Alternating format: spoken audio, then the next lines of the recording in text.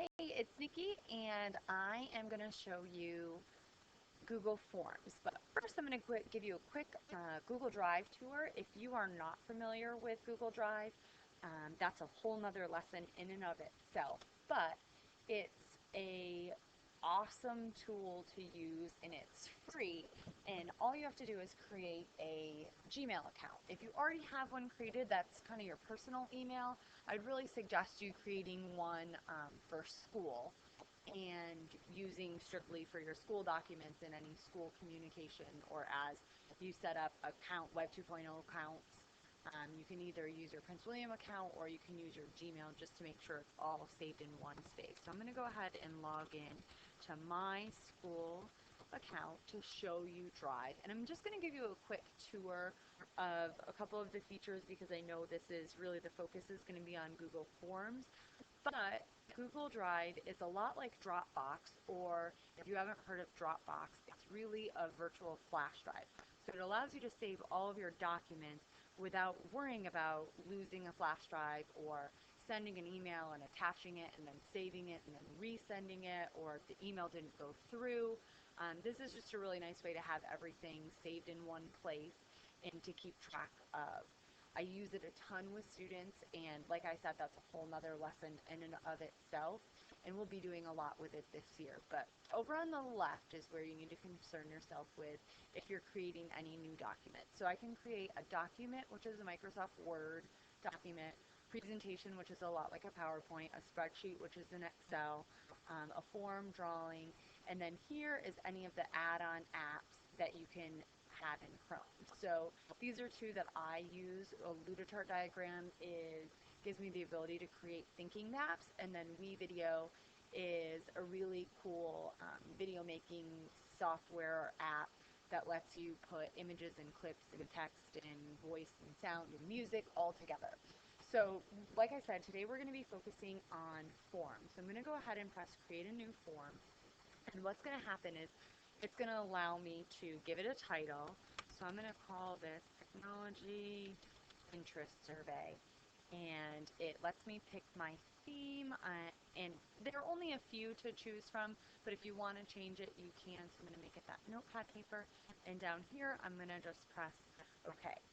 So it's a lot like a SurveyMonkey if you've ever created one of those, but it's even easier to use, and all of the data collected from the survey is saved right in your email account. It does really nice graphs and analytics for you, and it's a great tool to use. So I'm going to do a quick technology interest. This would be awesome to use as a recording page for any center activity that you have, or to use a lot like a worksheet where students complete it as they're going through an activity, but you don't necessarily have the physical paper. One thing I really would like to see used with this is that beginning of the year survey that you always send out to parents about getting to know their student and what's their strengths and their weaknesses and their expectations for the year and what type of outside activities they do, and what would help you get to know their family and their student. I think it would be really cool to have this in a digital form to help parents get used to using more and more technology, since we're using it so much here at school with their kids. So this one, I'm just going to make a quick little survey. If I wanted to do a description to explain to parents or students or teachers, whoever my audience is, I could do that. So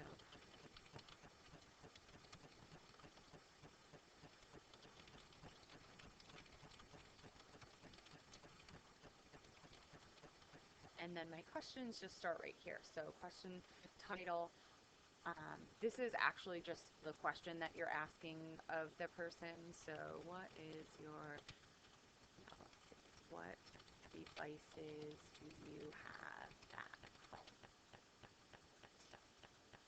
And then down here, I can make it either a multiple choice, text, paragraph, checkboxes. So this question would be best as a checkbox. So here I'm just going to type all the different things that could be a choice. I'm going to think of all of the different technologies that someone might have in their home.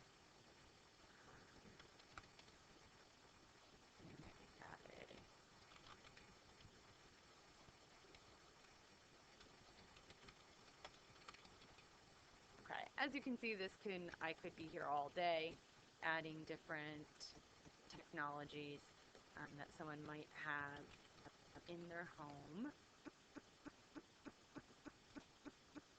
So I'm going to add one more. No, I can't even think. So there we go. I'm just going to say I'm done. Before I do, I can decide if I want to make this a required question. So this will actually force the person to answer that question. I do want to know what they have. I'm actually going to give that option for other because they may have something else that isn't listed since I cut my list short. So there we go. I'm going to say done. And then I decide, oh man, I really need to add, probably the first thing you always want is, what is your name? And this I'm just going to leave as a simple short text box. And I do want to make it required, but now I don't have it in the correct order. But all I have to do is, you see where my arrow is right here, and it's giving me a 4-way arrow, which actually will allow me to move this around. So I can just grab it and drag it, and it will drop it up there. If I need to go back and edit my question, I can just press the edit button and it will bring it back up for me. And then if I don't want the question, I can delete it, and this will allow me to duplicate it. So if I'm going to ask a lot of the similar type questions, I can just duplicate this question and change here. So if I'm asking all kinds of text questions with a required answer that is in this format, I could.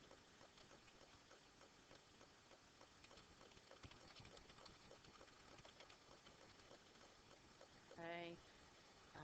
So to add another question down here, I'm just going to press add item, and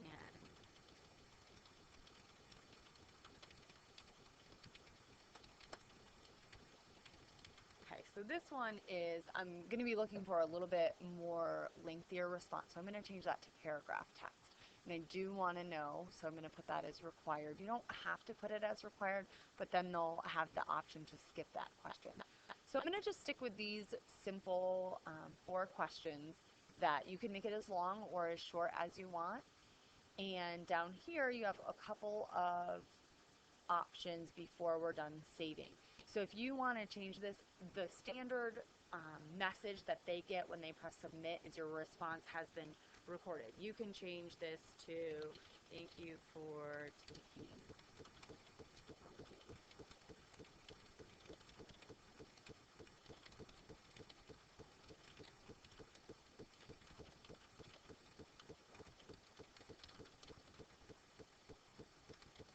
okay. There we go. And then down here, show link to submit another response. This allows you to decide if you want them to edit their responses or add more than one response. So I'm just going to press send form. And then here it gives me, this is actually the URL. So if I just copy it, I can put this right on my Fusion page, or I can put it in tinyURL and have it easy for the students to memorize. So tinyURL actually will let me take my big long code and make it http://tinyurl.com/tech inventory. So let's see if that will. So that custom is not available, so maybe I want to change it to quarter 1 tech. What this does is make my URL really tiny and easy to remember. So I can use this as on my Fusion page, or if I just wanted to write the website on the board, students would be able to log in just by typing this short survey, that short link. So now you're seeing what the survey looks like when someone actually comes to the live form. So this is what it looks like when it is ready for the students to take it, or parents. And all you have to do is go through, so Nikki,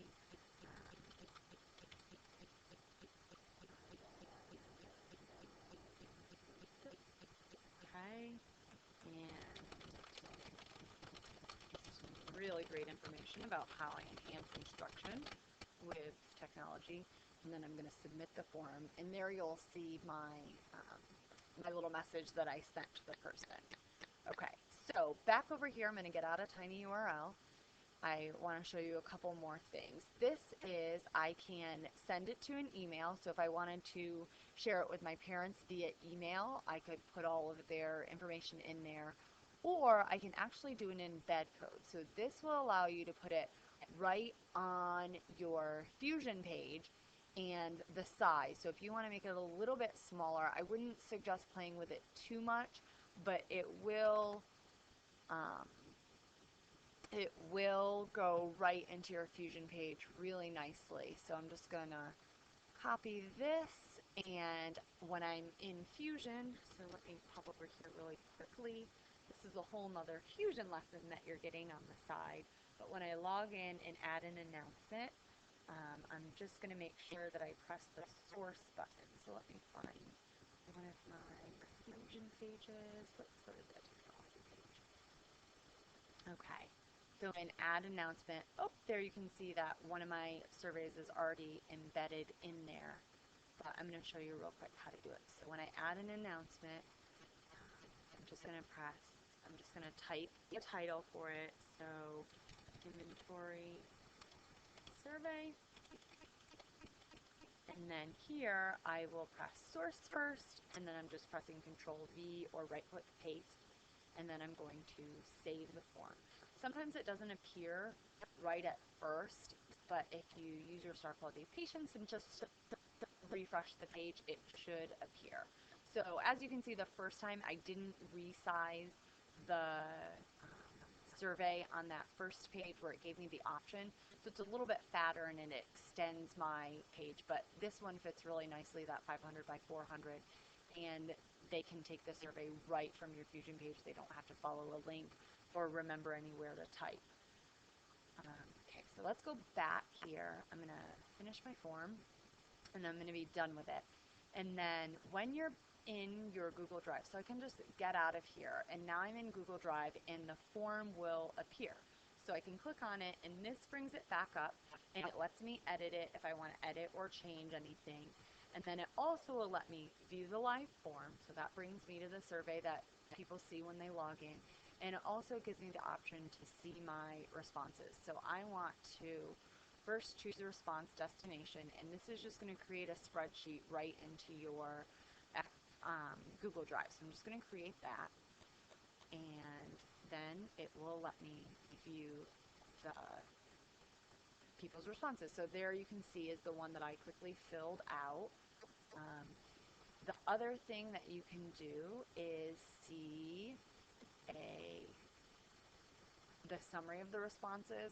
So this will give you some really great data broken down if you're doing something that needed to look at numbers. So I'm going to show you one that I did this year for the teacher technology survey. If I can find it right here.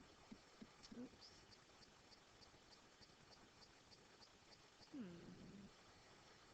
This is a great one for iPod Center volunteers. And I'm not finding, we did feedback for the technology showcase. So there are tons of things. Oh, I think I did that in my other account. Anyways, there are tons of different ideas for using Google Forms, but it's super simple. They're really easy. This is one I just did as a sample as a center response. So all of your grades would be just right through the computer. You don't have to worry about any papers or printing anything out unless you needed it for evidence for something. But this is a really cool tool that I think you will find very useful this year. So if you have any additional questions, feel free to post them, and I can't wait to see how you use Google Forms this year.